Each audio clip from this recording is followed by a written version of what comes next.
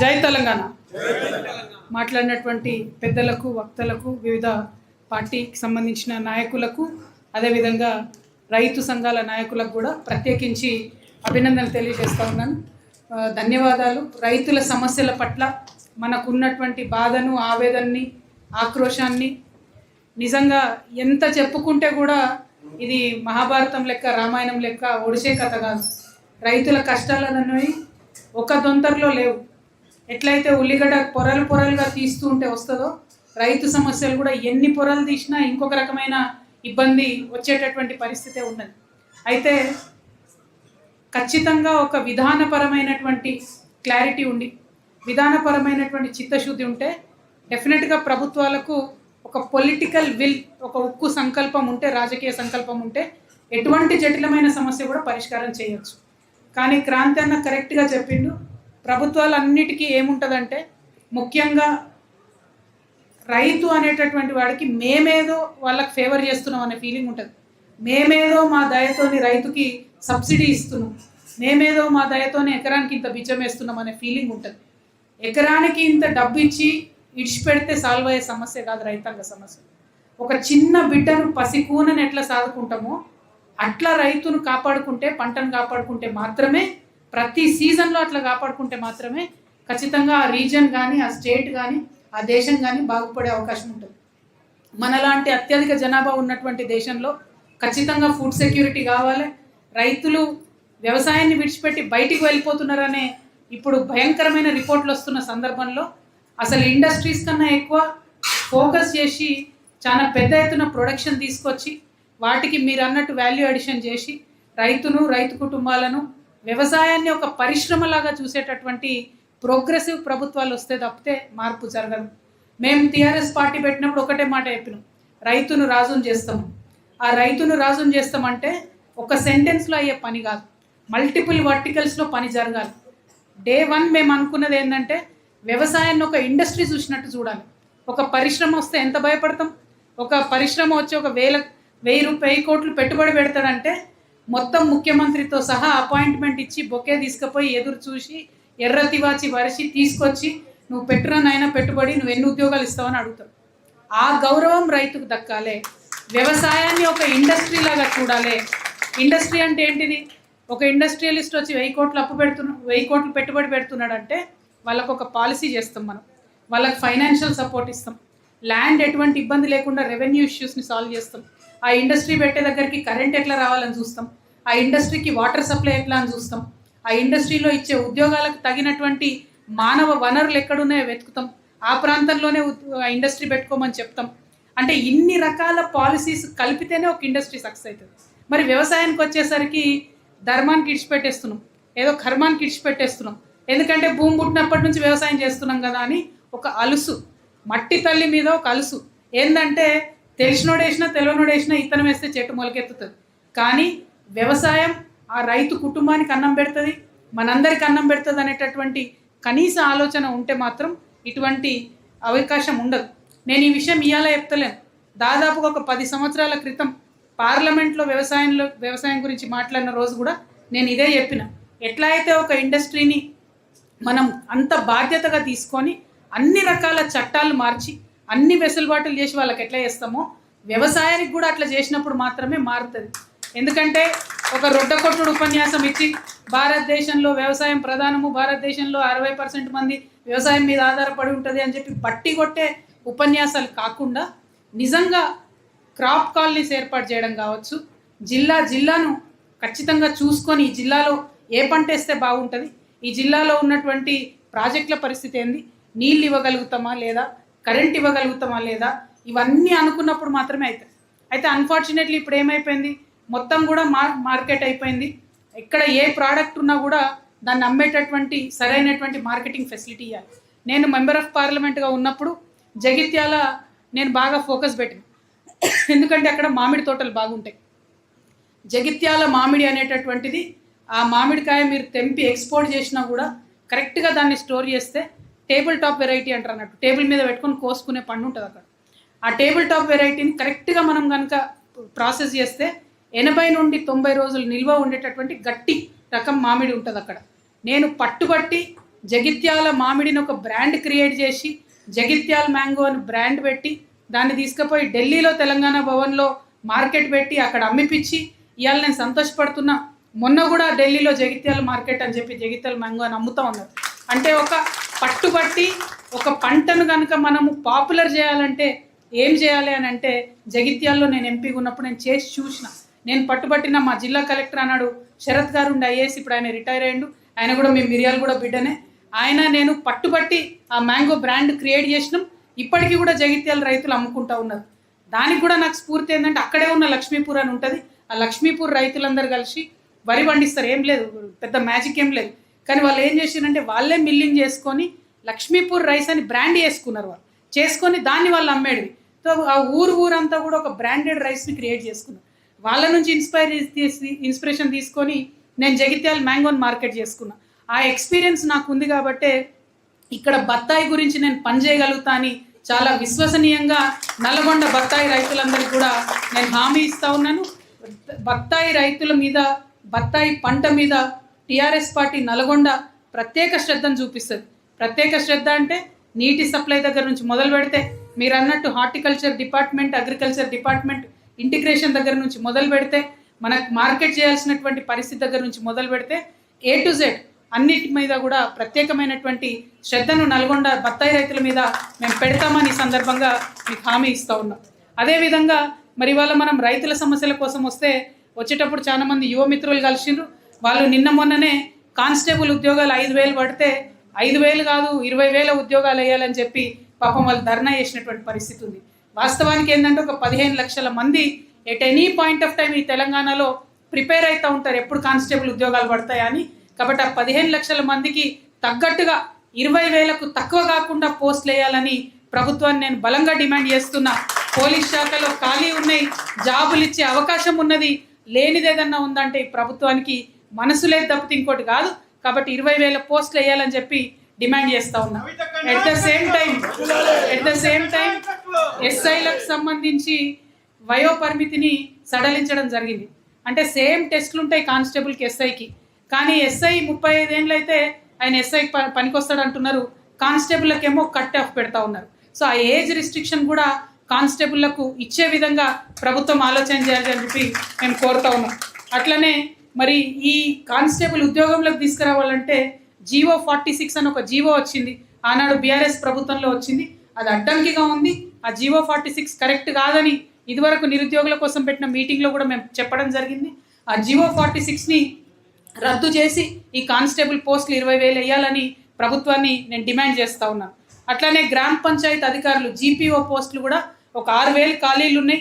వాటిని మరి ఈ గ్రూప్స్ పోస్టు, DSC పోస్టుల మీద కూడా ప్రత్యేకించి శ్రద్ధ పెట్టాలి. 2 లక్షల ఉద్యోగాలు ఇస్తామని చెప్పి సంవత్సరానికి ఆ అంశాన్నే మరి మర్చిపోయింది ప్రభుత్వం. కాబట్టి నిరుద్యోగుల పక్షాన ఆలోచించాలని చెప్పి నేను డిమాండ్ చేస్తూ ఉన్నా. అదేవిధంగా మా ఉద్యమకారులు వచ్చిండ్రు, ముస్తఫా గారు వచ్చిండ్రు, ఆయన సూర్యాపేట నుంచి వచ్చిండు. మరి అంతకుముందు అందరు ఇక్కడున్న బీఆర్ఎస్ పార్టీ నాయకులతో కలిసి ఉద్యమాలు చేసినా కానీ మమ్మల్ని పట్టించుకుంటలేరు. ఈ కాంగ్రెస్ ప్రభుత్వం ఏదైతే ఉద్యమకారులకు హామీ ఇచ్చిందో ఆ హామీని నెరవేర్చడానికి పోరాటం చేయమని వారు వినతి పత్రం ఇచ్చినారు. వారికి మేము విశ్వాసం కల్పిస్తున్నాం. జూలై 2వ తారీఖు నాడు హైదరాబాద్ మహానగరంలో ఉప్పల్ బగాయత్లో ఉన్న ప్రభుత్వ భూమిని మేము ఆక్రమించుకోబోతా ఉన్నాం. ఉద్యమకారుల కోసం భూపోరాటం చేయబోతా ఉన్నాం. ఆ భూపోరాటంలో నల్గొండ బిడ్డలందరూ కూడా, నల్గొండ ఉద్యమకారులందరూ కూడా తప్పకుండా తరలి రావాలి. ఈ ప్రభుత్వానికి బుద్ధి చెప్పాలని కూడా నేను కోరుతా ఉన్నాను.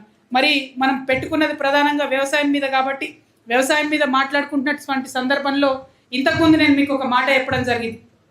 7.5 కోట్ల టన్నుల ధాన్యం పండితే 45 లక్షలు దళారీలు తినేసిండ్రు తరుగు పేరుతోనని. దాని విలువ 1,066 కోట్ల రూపాయలుగా మరి తెలుస్తూ ఉన్నది. 1,000 కోట్ల రూపాయలు రైతుల దగ్గర తిన్నటువంటి ఏకైక ప్రభుత్వం రేవంత్ రెడ్డి గారి ప్రభుత్వం. సిగ్గుపడాలి నిజంగా. అది కాకుండా ఈ లారీలు, ట్రాన్స్పోర్ట్లు, ఈ సుతిల్దారాలు, రైతులు, కూలీలు, ఆ పంటను తీసుకుపోయేటటువంటి ఖర్చంతా కూడా ఇంకొక 2,000 కోట్లుగా లెక్క తెలుస్తూ ఉంది. అంటే 1,266 కోట్ల రూపాయలు ఉల్టా రైతుల దగ్గరనే ఈయన కప్పం వసూలు చేసినటువంటి ముఖ్యమంత్రి గారు తక్షణమే మరి ఇది ఎట్లా చేస్తారు, రైతులకు ఏం భరోసా ఇస్తారో ఆన్సర్ చేయాలి. అన్నిటికన్నా ముందు మీరు వ్యవసాయ శాఖను ఒక్కసారి రివ్యూ చేయాలని ముఖ్యమంత్రి గారు నేను డిమాండ్ చేస్తూ ఉన్నా. మరి ఇక్కడ మా అన్నలందరూ చెప్పినట్టుగా ఈ యాప్ ఏదైతే పెట్టినరో యూరియా యాప్, దాంట్లో మొత్తం మోసమే ఉన్నది తప్ప ఇంకోటి ఏం లేదు. మొదలే వాళ్ళకి కావాల్సిన దగ్గర కావాల్సిన గోడౌన్లల్లో యూరియాలు బస్తాలు దాచుకుంటున్నారు. ఇక్కడ కూడా నిన్న మొన్న నల్గొండలో కూడా ఒక చిన్న ఇన్సిడెంట్ జరిగినట్టుగా మా దృష్టికి వచ్చింది. వాళ్ళ గన్మెన్ పేరు మీద ఒక 2 లారీల బస్తాలను తీసుకుపోయి గోడౌన్లో పెట్టుకున్నటువంటి నాయకుల పేర్లు కూడా మేము విన్నాం. పేర్లన్నీ చెప్తే బాగుండదని చెప్తలేం, కానీ ఈ రైతుకే లేనటువంటి సందర్భంలో రాజకీయ నాయకులు దూరి యూరియాను దొంగతనం చేయడం అంటే ఇది కేవలం కాంగ్రెస్లో చూసిన తప్పితే ఇంకే ప్రభుత్వంలో కూడా ఇంత బరితెగింపు చూడలేదు. కాబట్టి ఖచ్చితంగా ముఖ్యమంత్రి గారు నల్గొండ జిల్లా మీద ప్రత్యేక దృష్టి పెట్టి రివ్యూ చేయాలని కూడా నేను డిమాండ్ చేస్తూ ఉన్నాను. ఇంకొక మాట చెప్పింది, అందరు మంత్రులు చిలక పలుకులు వలుపుతున్నారు, రైతన్నలు గమనిస్తున్నారో లేదో. ఏమంటున్నారు?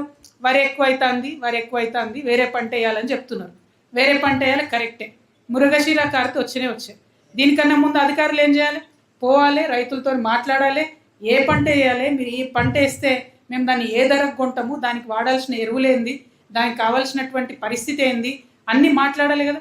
ఇంతవరకు ఏ జిల్లాలో కూడా అధికారులు పోలేదు, పంట మార్పిడి మీద రైతులతో చర్చించలేదు కాబట్టి రైతన్నలు ఏం చేసిండ్రు? కార్తె రాగానే వాళ్ళు నారులు పోసుకున్నారు, మళ్ళీ వరి పంటకే తయారవుతున్నారు. అంటే మళ్ళీ 4 నెలల తర్వాత మళ్ళీ ఇదే నల్గొండలో మనందరం మళ్ళీ ఇట్లనే రౌండ్ టేబుల్ పెట్టుకొని రైతులకి కష్టాలు ఏందని మాట్లాడుకునే పరిస్థితి ఉంటుంది. అంటే ఈ స్థితిని నివారించగలిగి ఉండి కూడా ప్రభుత్వం కనీసం మాట్లాడకుండా నిమ్మకు నీరెత్తినట్టు ఉండడం అంటే మళ్ళా వరే పండుతుంది, మళ్ళా 75 లక్షల టన్నులు కొనాల్సి వస్తుంది, మళ్ళా కిషన్ రెడ్డి రేవంత్ రెడ్డి గారు ఇద్దరు ఒకరినొకరిని బద్నాం చేసుకుంటుంటారు, టైంపాస్ అవుతుంటుంది, చూస్తుంటాం. అంటే ఇది నివారించగలిగి ఉండి కూడా నివారిస్తలేరు. నిజంగా పంట మార్పిడి మీద ప్రభుత్వం సీరియస్గా ఉంటే ఇప్పటికన్నా రంగంలోకి దిగాలి. వ్యవసాయ శాఖ వాళ్ళు క్షేత్రస్థాయిలోకి వెళ్ళాలి, రైతులకు హామీ ఇవ్వాలి, ఏం పంట మార్చుకోవాలనో ఆ నాలెడ్జ్ ట్రాన్స్ఫర్ అన్నది చేయాలని చెప్పి నేను డిమాండ్ చేస్తూ ఉన్నాను.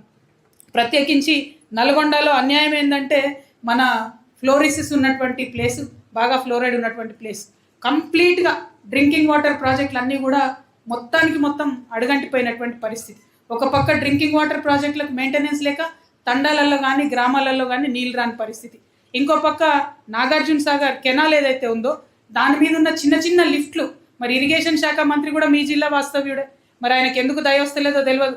ఆ చిన్న లిఫ్ట్లలో ఉద్యోగులు లేక, దాని మెయింటెనెన్స్ లేక అవి మూలకు పడే పరిస్థితి వచ్చినాయి.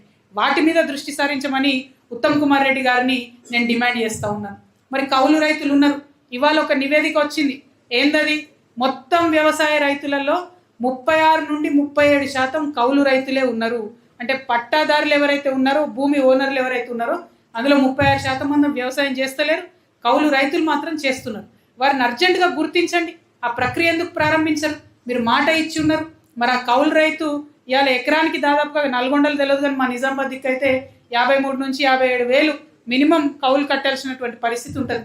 ఇక్కడ కూడా అటో ఇటో అంతే ఉంటుందని నేను అనుకుంటున్నాను. మరి అంత కౌలు కట్టి కూడా రైతు భరోసా ఎవరికైతే అన్నకు వస్తుందో, భూమి ఉన్న అన్నకో చెల్లెకో వస్తుందో వాళ్ళు కౌలు రైతుకి ఆ డబ్బులు ఇవ్వరు.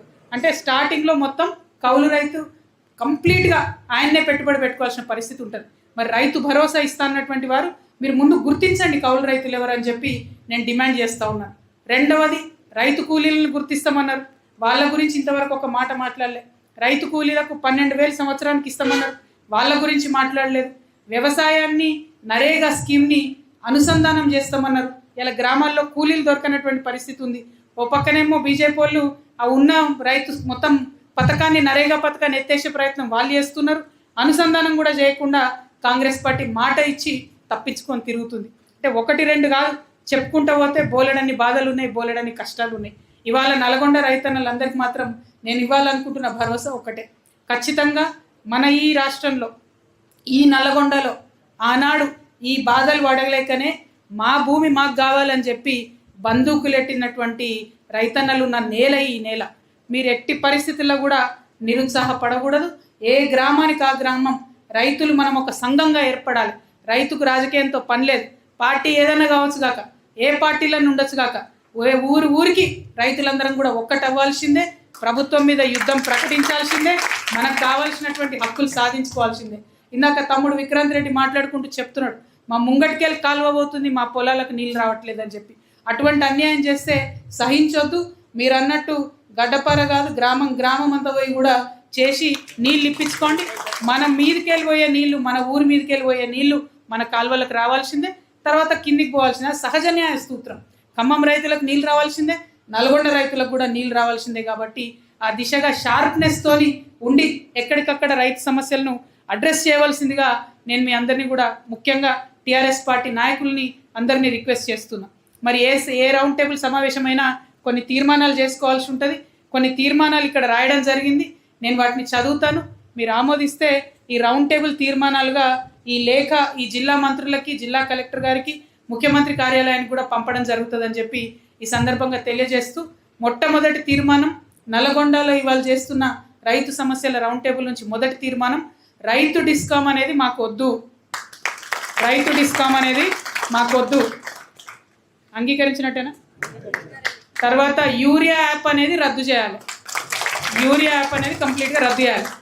మూడవది, ఏదైతే రైతు భరోసా ఎగబెట్టిరో మీరు, బకాయి పడ్డ రైతు పెట్టుబడిని రైతులకు తక్షణమే వేయాలి. నాలుగవది, కౌలు రైతులను గుర్తింపు కార్డులు ఇవ్వాలి, వారికి పెట్టుబడి సహాయం ఇవ్వాలి. ఐదవది, రైతు కూలీలకు 12,000 సంవత్సరానికి ఏదైతే ఇస్తామన్నారో ఇమీడియట్గా ఆ హామీని నిలబెట్టుకోవాలి. ఆరవది, ముఖ్యమైనది, నకిలీ విత్తనాలు, నకిలీ పురుగు మందులు అమ్ముతున్నటువంటి షాపులపైన కఠినమైనటువంటి చర్యలు తీసుకోవాలి. ఏడవది, మూసి కాలుష్య నివారణకు చర్యలు చేపట్టాలి. ఎనిమిదవది, జిల్లాలో ఉన్నటువంటి నిమ్మ, బత్తాయి, పత్తి రైతుల సమస్యలపై ప్రభుత్వం ప్రత్యేక దృష్టిని చేపట్టాలి. అదేవిధంగా చివరిది, రైతు సమస్యలపై ఉమ్మడి కార్యాచరణతో భవిష్యత్తు ఉద్యమాలను నిర్మించాలి. ఖచ్చితంగా నిర్మించుకుందాం. టీఆర్ఎస్ యాజ్ ఎ పార్టీ ముందడుగేసింది. రేపటి నాడు కలిసి వచ్చేటటువంటి అన్ని పార్టీలతో కూడా కలిసి క్షేత్రస్థాయిలో ఉద్యమిస్తాం. మీరు చూసిండ్రు, మేము మాటలకి ఆగము. సెక్రటేరియట్ ముట్టడైనా, నిన్న ఫీజుల నియంత్రణ మీద విద్యామండలి ముట్టడైనా, ఏ ఒక్క అంశాన్ని కూడా వదిలిపెట్టకుండా టైం బౌండ్గా, టార్గెటెడ్గా మేము ఉద్యమాలు చేస్తూ ఉన్నాం. కాబట్టి మాతో కలిసి రావాల్సిందిగా సిమిలర్ ఆలోచనలు ఉన్నటువంటి పార్టీలందరినీ కూడా మనస్ఫూర్తిగా ఆహ్వానిస్తూ ఉన్నాను. ఇక్కడ నల్గొండ జిల్లాలో ఉన్న మేధావులు, కవులు, రచయితలందరినీ కూడా నేను రిక్వెస్ట్ చేస్తూ ఉన్నాను.